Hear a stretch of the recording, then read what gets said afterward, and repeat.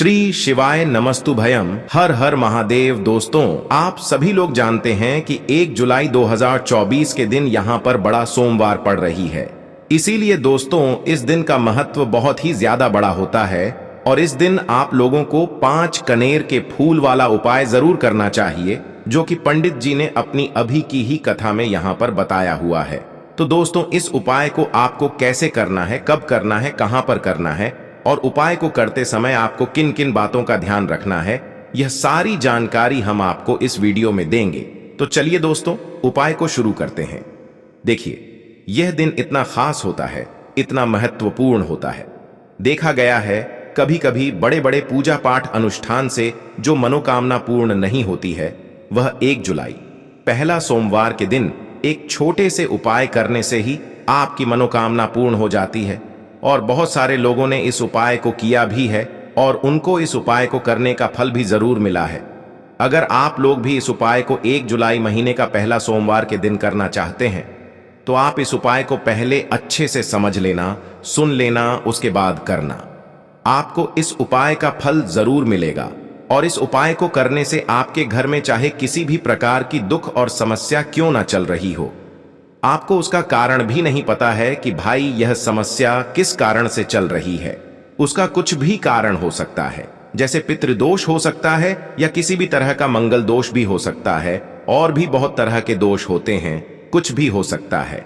पर आपको इस उपाय को करने के लिए अपने दोष को पता लगाने की भी जरूरत नहीं है। 1 जुलाई महीने का पहला सोमवार के दिन इस 5 कनेर के फूल वाला उपाय को आप लोगों को कर लेना है।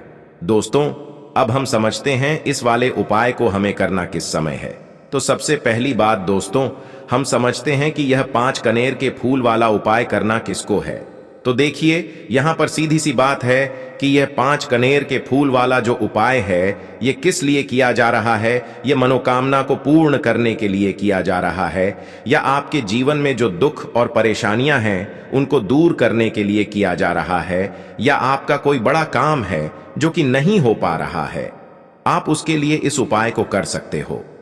तो सीधी सी बात यह है कि आप अपनी किसी भी प्रकार की मनोकामना के लिए इस वाले उपाय को कर सकते हो। तो यह उपाय वह व्यक्ति कर सकता है जिस व्यक्ति को अपनी किसी भी प्रकार की मनोकामना भगवान शिव जी से पूर्ण करवानी हो। और अगर कोई भी माताएं बहनें जो है अपने घर की सुख और शांति के लिए, घर में धन समृद्धि को बढ़ाने के लिए वाला उपाय करना चाहती हैं, तो घर की जो बड़ी माताएं बहनें होंगी वह इस 5 कनेर के फूल वाले उपाय को विशेष रूप से करें, क्योंकि माताएं बहनें घर की लक्ष्मी होती हैं। और जब घर की लक्ष्मी कोई विशेष उपाय करती है तो उसका फल ही बहुत जल्दी मिल जाता है और बहुत बड़ा होकर मिलता है। अन्यथा इस उपाय को कोई भी व्यक्ति कर सकता है, चाहे वह बड़ा हो, चाहे वह छोटा हो, चाहे वह बच्चा हो। जिस व्यक्ति को यह 5 कनेर के फूल वाला उपाय समझ आ गया, वह व्यक्ति इस 5 कनेर के फूल वाले उपाय को सोमवार के दिन जरूर करे, क्योंकि उसको इस उपाय को फल बहुत ही जल्दी मिल जाएगा। क्योंकि सोमवार के दिन भगवान शिव जी बहुत आसानी से प्रसन्न हो जाते हैं। तो आइए अब हम समझते हैं कि इस 5 कनेर के फूल वाले उपाय को आपको करना कैसे है और इस उपाय को करने का जो समय है वह क्या है। तो देखिए, इस सोमवार के दिन किए जाने वाले यह 5 कनेर के फूल वाला जो उपाय है, यह मुख्य रूप से सुबह के समय होगा। किस समय होगा? सुबह के समय होगा। आपको कोशिश यही करनी है कि सुबह के समय हम इस 5 कनेर के फूल वाला उपाय को कर लें। पर किसी कारणवश अगर आप सुबह इस उपाय को ना कर पाओ, आपको कहीं काम से जाना हो या किसी और काम की वजह से आप उपाय को ना कर पाओ, तो आपके पास फिर दूसरा मौका रहेगा, जो कि शाम के समय का रहेगा, प्रदोष काल का रहेगा। अब भाई, प्रदोष काल का समय भी एक बहुत ही लोगों के मन में प्रश्न बन जाता है कि भाई ये समय होता कब है, कितने बजे से लेकर कितने बजे ये समय होता है, ताकि हमें उपाय के लिए जो है करने का समय पता लग जाए। तो हम आपको बता दें, प्रदोष काल का जो एक समय होता है, शाम का समय, वो होता है शाम के 6 बजे से लेकर शाम के 7 बजे के बीच का। इस समय के बीच में आप उपाय को करेंगे तो आपको उस उपाय का जरूर फल मिलेगा। तो शाम के 6 बजे से लेकर शाम के 7 बजे के बीच में आप लोग इस 5 कनेर की फूल वाले उपाय को कर सकते हो।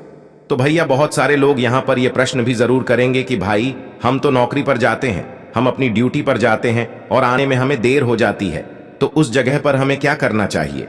तो देखिए, उन लोगों को भी टेंशन लेने की जरूरत नहीं है। अगर आप लोग इस उपाय को शाम के समय प्रदोष काल में कर रहे हैं और अगर आप आने में देरी भी हो जाती है, आपको आने में 7 बजे तक आप नहीं पहुंच पाते हो, तो भाई आप 7 या रात 8 बजे तक भी अगर उपाय को करोगे तो भी चल जाएगा। और अगर इससे भी थोड़ा देर हो जाती तो भी आप उपाय को कर सकते हो, क्योंकि 1 जुलाई पहला सोमवार का दिन है। यह दिन बहुत ही कम आता है पूरे साल भर में, इसलिए जब आपको मौका मिल जाए, जब आप इस उपाय को जरूर कर लेना।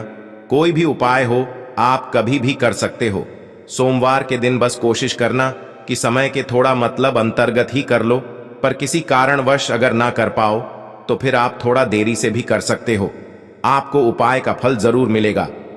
पूज्य गुरु जी ने कहा कि इस 1 जुलाई पहला सोमवार में जो व्यक्ति 5 कनीर के फूल वाला यह विशेष उपाय शिवलिंग के ऊपर कर लेता है तो उसके जीवन में चल रही तमाम परेशानियों का अंत होता है और उसकी समस्त मनोकामनाएं महादेव की कृपा से बहुत ही जल्द परिपूर्ण होती हैं। तो चलिए जानते हैं पूज्य गुरु जी द्वारा बताए गए उस बहुत ही खास उपाय के बारे में। लेकिन उससे पहले एक प्रार्थना, अगर आप चैनल पर नए हैं तो कृपया चैनल को सब्सक्राइब अवश्य कर लें। देखिए, यह सोमवार हमारे लिए बहुत ही खास है और 1 जुलाई पहला पढ़ने वाले इस सोमवार के दिन हमें पूज्य गुरु जी द्वारा बताए गए कुछ बहुत ही खास उपायों को जरूर करना चाहिए। यह उपाय आपके जीवन में सुख समृद्धि की वृद्धि करते हैं। माता लक्ष्मी की कृपा आपके जीवन में होती है। आपका चाहे जितना भी दुर्भाग्य चल रहा हो, पूज्य गुरु जी ने कहा कि अगर आप इस 1 जुलाई पहला सोमवार के दिन 5 कनीर के फूल वाला उपाय कर लेते हैं तो आपका सारा दुर्भाग्य महादेव की कृपा से बहुत ही जल्द सौभाग्य में बदल जाता है। तो चलिए जानते हैं गुरु जी द्वारा बताए गए सबसे पहले उपाय के बारे में। देखिए, इस उपाय के लिए आपको सिर्फ 1 लोटा जल ले लेना है और 5 कनीर के फूल ले लेने हैं। सोमवार के दिन किए जाने वाला यह सबसे अचूक और सबसे खास उपाय है, इसलिए आपको 5 कनेर के फूल कहीं से भी ले लेने हैं।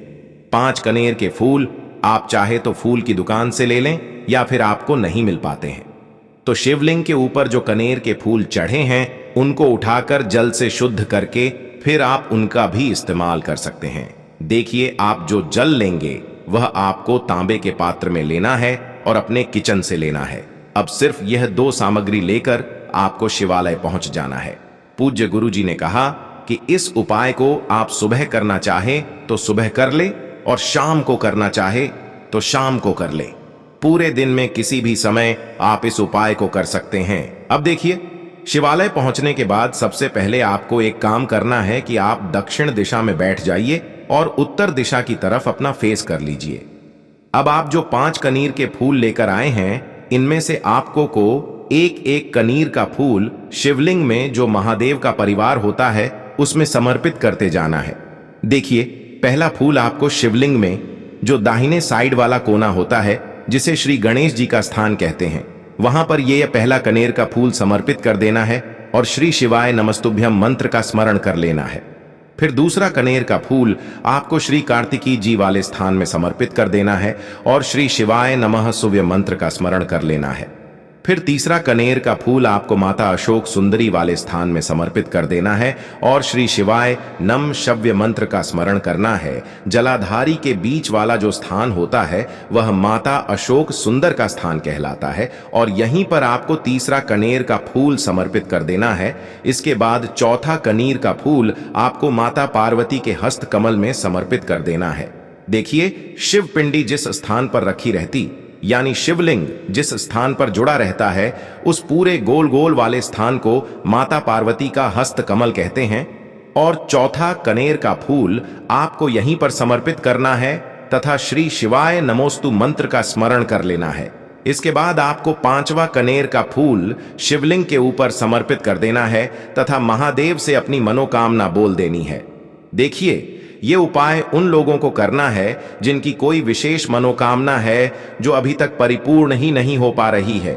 बहुत सारे उपाय कर चुके हैं, बहुत सारे टोटके कर चुके हैं, बहुत सारे प्रयास कर लिए हैं, लेकिन उनकी मनोकामना परिपूर्ण नहीं हो पा रही है। तो पूज्य गुरु जी ने कहा कि ऐसे लोगों को यह विशेष उपाय सोमवार के दिन जरूर करना चाहिए। पांचवा फूल समर्पित करते हुए यानी शिवलिंग के ऊपर रखते हुए आपको अपनी मनोकामना बोल देनी है और यह फूल शिवलिंग के ऊपर समर्पित कर देना है। अगर आप शिव परिवार के बारे में नहीं जानते हैं तो सामने स्क्रीन पर आपको एक पिक्चर दिखाई जा रही है। इसमें पूरा शिव परिवार दिखाया जा रहा है कि कहां गणेश जी का स्थान होता है, कहां कार्तिकेय जी का स्थान होता है या फिर कहां माता अशोक सुंदरी का स्थान होता है। सारे स्थान आपको दिखाए जा रहे हैं। इनमें से जो भी स्थान में अभी आपको फूल समर्पित करते हुए दिखाया गया है उसी स्थान पर आप फूल समर्पित कर दीजिएगा। अब इसके बाद आप जो एक लोटा जल लेकर आए उसको पहले श्री गणेश जी वाले स्थान में थोड़ा सा समर्पित कर दीजिए और श्री शिवाय नम सूव्य मंत्र का स्मरण कर लीजिए। फिर थोड़ा सा जल आप श्री कार्तिकेय जी वाले स्थान में समर्पित कर दीजिए और श्री शिवाय नम स्तु मंत्र का स्मरण कर लीजिए। फिर थोड़ा सा जल आप माता अशोक सुंदरी वाले स्थान में समसमित कर दीजिए और श्री शिवाय नम सव्य मंत्र का स्मरण कर लीजिए। फिर थोड़ा सा जल आप माता पार्वती के हस्त कमल में समर्पित कर दीजिए और श्री शिवाय नमस्तुभ्यम मंत्र का स्मरण कर लीजिए। इसके बाद बचा हुआ पूरा जल आप शिवलिंग के ऊपर लगातार समर्पित करते जाइए तथा शिव महापुराण के मूल मंत्र श्री शिवाय नमस्तुभयम का कम से कम 11 बार स्मरण कर लीजिए। शिवलिंग के ऊपर जल समर्पित करते हुए आपको कम से कम 11 बार श्री शिवाय नमस्तुभयम मंत्र का स्मरण करना है। पूज्य गुरु जी ने कहा कि जो भी व्यक्ति इस 1 जुलाई पहला सोमवार के दिन इस उपाय को कर लेता है तो उसकी मनोकामना महादेव की कृपा से बहुत ही जल्द परिपूर्ण हो जाती है। तो दोस्तों, इस विशेष उपाय को आप जरूर करिएगा। अब जानते हैं पूज्य गुरुजी द्वारा बताए गए दूसरे खास उपाय के बारे में। यह उपाय भी आपके लिए बहुत ही खास होने वाला है तथा आपकी सारी समस्याओं को समाप्त करने वाला है। देखिए, इस उपाय के लिए आपको सबसे पहले एक लोटा जल ले लेना है। तांबे के पात्र में आपको अपने किचन से जल ले लेना है। इसी के साथ आपको ले लेना है एक चावल का दाना। चावल का दाना कहीं से टूटा हुआ नहीं होना चाहिए, खंडित नहीं होना चाहिए। फिर इसी के साथ आपको ले लेना है एक सफेद रंग का फूल। यह सफेद रंग का फूल महादेव को अत्यधिक प्रिय होता है और यही आपके सारे कार्यों को सफल करेगा, आपके सारे मनोरथ को पूरा करेगा। इसलिए आपको एक सफेद रंग का फूल ले लेना है और सबसे आखिर में आपको ले लेना है एक बेल पत्र। अब यह सारी सामग्री लेकर आपको पहुंच जाना है शिवालय। देखिए, इस उपाय को भी अगर आप शाम को करें तो आपके लिए बहुत ही विशेष होगा, क्योंकि शाम को प्रदोष काल के समय साक्षात महादेव शिवलिंग में वास करते हैं। तो अगर आप शाम को प्रदोष काल के समय में करेंगे तो आपके लिए सर्वोत्तम होगा। लेकिन बहुत से ऐसे शिवालय होते हैं जिनमें शाम के समय में जल समर्पित नहीं करने दिया जाता है, तो ऐसी स्थिति में फिर आप पूरे दिन में किसी भी समय कर सकते हैं। अब देखिए, शिवालय पहुंचने के बाद आपको यह सामग्री एक एक करके शिवलिंग के ऊपर समर्पित करते जाना है। सबसे पहले आप एक चावल का दाना शिवलिंग के ऊपर समर्पित करिए। श्री शिवा नमस्तुभ्यम मंत्र का स्मरण करिए। फिर आप जो एक सफेद रंग का फूल लेकर आए हैं उसको शिवलिंग के ऊपर समर्पित करिए और श्री शिवाय नमस्तुभयम मंत्र का स्मरण करिए। फिर इसके बाद आप जो एक बेलपत्र लेकर आए हैं उसको भी शिवलिंग के ऊपर समर्पित कर दीजिए और श्री शिवाय नमस्ते मंत्र का स्मरण करते हुए आपके जीवन का जो भी कार्य बन नहीं रहा है, आप अपना कोई कार्य सफल करना चाहते हैं। मान लीजिए आप नौकरी के लिए बहुत सालों से प्रयास कर रहे हैं लेकिन आपकी नौकरी नहीं लग पा रही है, या फिर आप अपने व्यापार को बढ़ाने के लिए बहुत प्रयास करते हैं, बहुत मेहनत करते हैं, लेकिन आपको व्यापार में लगातार घाटा हो रहा है, या फिर आप अपना मकान लेना चाहते हैं, जमीन लेना चाहते हैं, या फिर अपना कोई भी कार्य आप सफल करना चाहते हैं और उस कार्य में आपको सफलता नहीं मिल पा रही है, तो गुरुजी ने कहा कि आपको उस कार्य की सफलता के लिए महादेव से प्रार्थना कर लेनी है। और फिर उसके बाद सबसे आखिर में आप जो ये एक लोटा जल लेकर आए हैं इसको धीरे धीरे शिवलिंग के ऊपर समर्पित करते जाइए तथा लगातार शिव महापुराण के मूल मंत्र श्री शिवाय नमस्तुभयम का स्मरण करते जाइए। पूज्य गुरुजी ने कहा कि यह उपाय आपके जीवन में सोई हुई किस्मत को चमका देता है, आपके सारे दुर्भाग्य को समाप्त कर देता है। अब जानते हैं पूज्य गुरुजी द्वारा बताए गए तीसरे खास उपाय के बारे में। यह उपाय आपके जीवन में धन धान्य की वृद्धि करने के लिए है। इस उपाय के लिए आपको सिर्फ एक दीपक ले लेना है। दीपक आप चाहे तो मिट्टी का ले लें या फिर आप अपने घर पर शुद्ध आटा मारकर उसका भी दीपक तैयार कर सकते हैं। इस दीपक में आपको शुद्ध देसी घी का प्रयोग करना है और साथ साथ लंबी रुई की बत्ती का प्रयोग करना है। लंबी रुई की बत्ती का प्रयोग हम लोग अपने जीवन में धन धान्य की वृद्धि के लिए करते हैं, अपने जीवन में व्यापार को बढ़ाने के लिए करते हैं तथा अपने वंश को बढ़ाने के लिए करते हैं। इसी के साथ आपको थोड़े से चावल के दाने ले लेने हैं और यह सारी सामग्री लेकर आपको पहुंच जाना है किसी भी बेलपत्र के वृक्ष के नीचे। अब देखिए, बेलपत्र के वृक्ष के नीचे पहुंचकर आपको सबसे पहले ये चावल के दाने वहीं पर थोड़े से डाल देने हैं और फिर इन्हीं चावल के दानों के ऊपर आपको यह दीपक रख लेना है और इस दीपक की बत्ती का मुख आपको उत्तर दिशा की तरफ रखते हुए इस दीपक को आप प्रज्वलित कर लेंगे। दीपक प्रज्वलित करने के बाद आपको कम से कम 11 बार या 21 बार या 51 बार या 108 बार श्री शिवाय नमस्तुभ्यम का स्मरण कर लेना है तथा महादेव से और माता पार्वती से प्रार्थना कर लेनी कि मेरे जीवन में जो धन की समस्या चल रही है, मेरे जीवन में जो दुर्भाग्य बना हुआ धन की वजह से मैं अपना कोई कार्य नहीं कर पा रहा हूं, धन की वजह से जो भी आपके जीवन में समस्या चल रही है उसको दूर करने की महादेव से और माता पार्वती से प्रार्थना करते हुए फिर आप वापस अपने घर आ जाइए।